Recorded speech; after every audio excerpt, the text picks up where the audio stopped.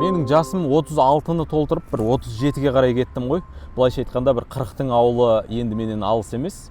40-тың етегінде отырып, бір 30-ға енді толатын, бір 30-дағы жігіттерге, інілеріме бір 5 кеңес айтқым келеді.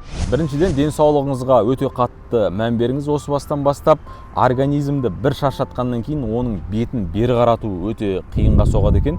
Өзімізді бір 20-дағыдай, 25-тегідей сезіне беруіміз әбден мүмкін, бірақ ол меніңше алдамшы сезім.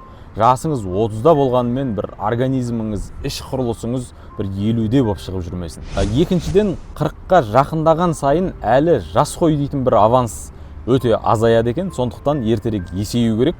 Қимай жүрген бір күнәларыңыз, немесе бір қырсық мінездеріңіз болса, бәрін тастау керек. 40-тан кейін адам баласы бір жақсы жағына өзгеруі өте қиынға соғатын сияқты. Үшіншіден, бір бос уақытыңыз бола қалса, сол уақыттың бәрін бір отбасыңызға, бала шағаңызға арнаңызшы. Приоритетті меніңше осы бала шағаңызға қою керек. Бала шағаңыздың қазіргі бір бала кезі бір қайтадан оралмайтын бір тәтті кезеңдер ғой.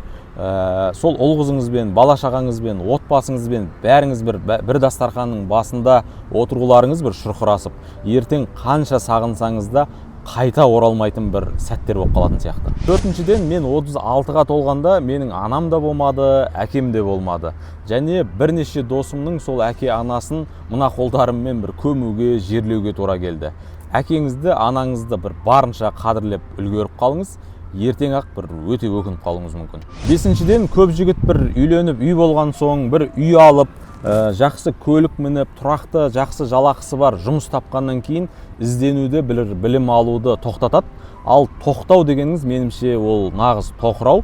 Сондықтан жасыңыз 30-дан асқаннан кейін де бір білім алуды, ізденуді, тұлғалық дамуды еш тоқтатпаңыз. Егер 30-дан кейін де осылай жалғастыра беретін болсаңыз, бір жасыңыз 40-қа толған кезде өз қатарластарыңыздан бір бас жоғары ойлайтын боласыз.